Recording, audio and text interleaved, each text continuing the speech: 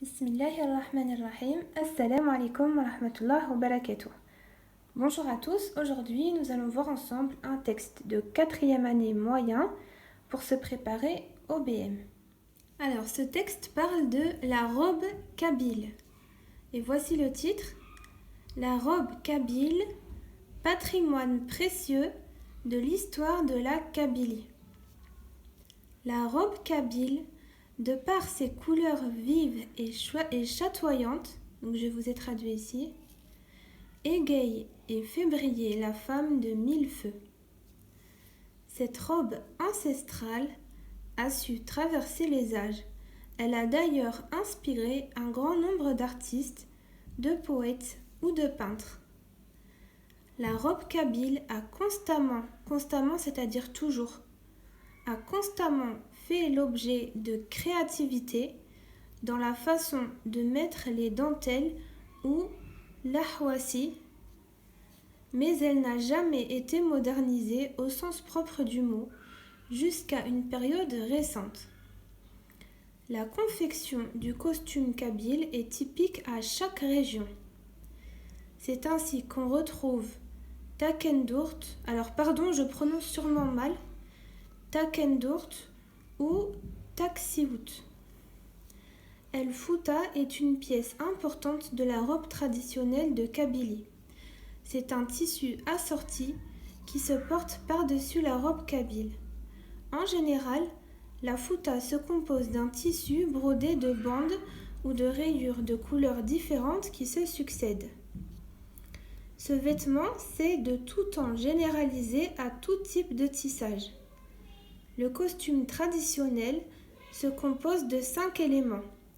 La djebba kabyle, dite sakandurt, est l'élément de base du costume et comporte un col arrondi à volant et de longues manches de couleur jaune ou orange. Le vêtement est garni au niveau de la poitrine de motifs brodés en zigzag et de bouclettes, dentelle kabyle, de plusieurs couleurs. Le tout inspirée d'écriture kabyle. Elle est rehaussée d'un tablier, dit fouda. Alors, pardon pour la prononciation, je lis fouda, mais je ne sais pas exactement. Décorée de rayures verticales multicolores. La ceinture, dite hazam, se compose d'un ensemble de fils de laine tressés et munis de pompons aux extrémités. La coiffe est composée d'un foulard carré, dit mharma, décoré de motifs floraux et plié en triangle sur la nuque avant d'être noué par les extrémités au-dessus du front. Donc c'est un texte de T. Abdelkader, tradition algérienne, et ça provient donc d'un site internet réflexiondz.com. Et on passe tout de suite aux questions. Premièrement, compréhension de l'écrit. Première question, ce texte est à dominante narrative, explicative, descriptive. Donc narrative, c'est quand on raconte une histoire, ça. Explicative, donc on explique un sujet.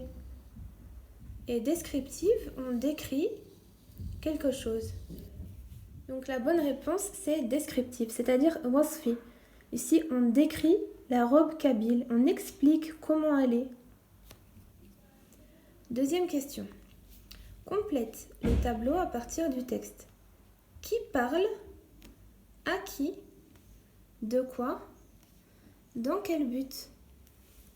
Voici la réponse. Qui parle? Donc c'est l'auteur. T. Abdelkader, comme c'est marqué ici. À qui? À nous. De quoi? De la robe kabyle. Dans quel but? Donc dans le but de la décrire, c'est-à-dire de décrire la robe kabyle. Troisième question. Réponds par vrai ou faux. La robe kabyle a été une source d'inspiration pour les artistes. On peut trouver la réponse dans le texte ici. Elle a d'ailleurs inspiré un grand nombre d'artistes. Donc, la réponse est vraie. Deuxièmement, El Fouta désigne une paire de chaussures. Et donc, bien sûr, c'est faux. On a parlé d'une robe. On n'a pas parlé des chaussures. Et en plus, dans le texte, on peut voir El Fouta est une pièce importante de la robe traditionnelle de Kabylie. C'est un tissu assorti, donc qommesh, qui se porte par-dessus la robe kabyle. Donc ce ne sont pas des chaussures. La confection de la robe kabyle est uniforme pour toutes les régions. Ça veut dire que la robe est pareille partout, dans toutes les régions. On a la même robe kabyle. Est-ce que c'est vrai ou est-ce que c'est faux? On peut trouver la réponse ici. La confection du costume kabyle est typique à chaque région. C'est-à-dire que la robe kabyle est différente dans chaque région. Donc, c'est faux.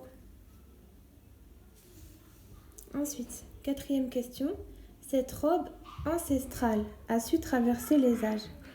Le mot souligné veut dire nouvelle, ancienne, actuelle. Et la réponse est ancienne. Ancestrale, ça veut dire ancienne, qadima. Cinquièmement, cherche dans le texte deux mots de la même famille. Un mot du lexique mélioratif. Et donc voici ma réponse. Deux mots de la même famille. Tissu, tissage. Vous voyez qu'ils ont la même racine. Tisse, tissu, tissage. Un mot du lexique mélioratif. Vive, chatoyante. Alors j'en ai mis deux, mais on en a demandé un. On aurait aussi pu mettre précieux, féminin, qui est dans le titre. Sixième question. Souligne dans la phrase ci-dessous la proposition subordonnée et encadre son antécédent. La fouta se compose d'un tissu brodé de bandes ou de rayures de couleurs différentes qui se succèdent. Donc pour chercher la proposition subordonnée, vous cherchez d'abord le pronom. Ici, on a qui.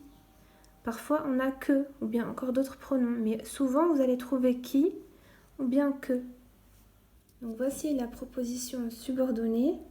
Et son antécédent, c'est couleur, car ce sont les couleurs qui se succèdent. Différente, murtalifa, c'est un adjectif. D'accord? L'antécédent, c'est le nom, couleur. Septième question. Les robes des jeunes filles flambaient au soleil comme un feu ardent. Indique le rapport logique exprimé. Réécris la phrase en remplaçant comme par un équivalent. Voici la réponse. Dans cette phrase, on a comme. Comme, c'est un outil qui est utilisé pour exprimer la comparaison. Maintenant, on peut remplacer comme par tel. Donc, j'ai réécrit la phrase en remplaçant comme par tel. Les robes des jeunes filles flambaient au soleil, tel un feu ardent. Huitième question. Conjugue les verbes mis entre parenthèses à l'impératif présent, donc l'amr, à la deuxième personne du pluriel. Donc la deuxième personne du pluriel, c'est vous. Venir visiter cette magnifique contrée et profiter des produits de son terroir.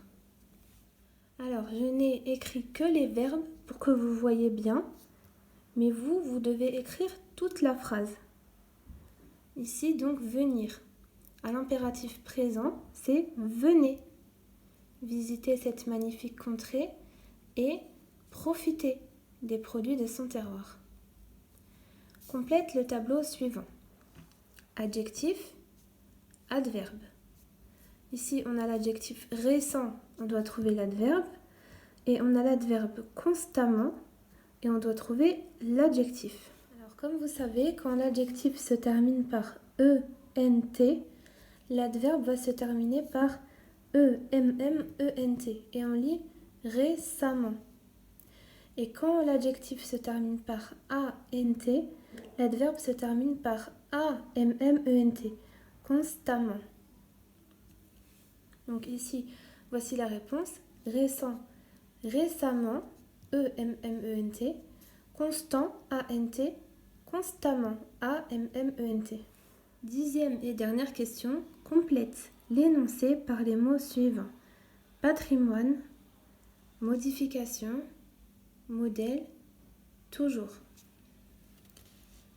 La robe kabyle n'a pas eu sa forme d'aujourd'hui. Elle a connu au fil du temps et de la civilisation des importantes. Bien qu'il existe à présent des dizaines de robes kabyles modernes, la robe traditionnelle reste un précieux de la culture et de l'histoire de la Kabylie. Et voici la réponse. La robe kabyle n'a pas toujours eu sa forme d'aujourd'hui. Elle a connu au fil du temps et de la civilisation des modifications importantes.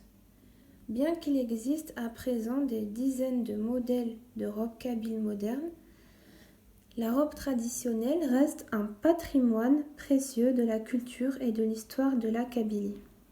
Et maintenant, voici la production écrite. La cuisine traditionnelle algéroise est incontestablement l'une des plus grandes richesses de l'art culinaire et du savoir-faire algérien. Rédige un texte de 8 à 10 lignes dans lequel tu vas décrire un plat traditionnel qui relève du terroir algérois. Inspire-toi de cette boîte à outils. Plat, rechta, dolma, couscous, ziriyet, corne de gazelle, donc tcharek. Composantes, semoule, amandes, légumes, épices, miel, pâte, viande, huile d'olive, céréales, eau de fleurs d'oranger. Caractéristiques, influence turque, berbère, française, fait à la main, raffiné, méditerranée, traditionnelle. Critères de réussite. Donner un titre accrocheur, donc un titre qui donne envie de lire. Employer un vocabulaire valorisant. Utiliser les expansions, adjectifs, complément du nom, propositions subordonnées relatives. Conclure en employant un slogan, impératif présent. Alors voici la production écrite que j'ai préparée sur le couscous. Le couscous, un plat traditionnel et délicieux. Le couscous est le plat traditionnel qui représente le mieux la cuisine algérienne. Ses bienfaits et son goût délicieux sont reconnus à travers le monde. La semoule du couscous est préparée à la main avec un savoir-faire traditionnel.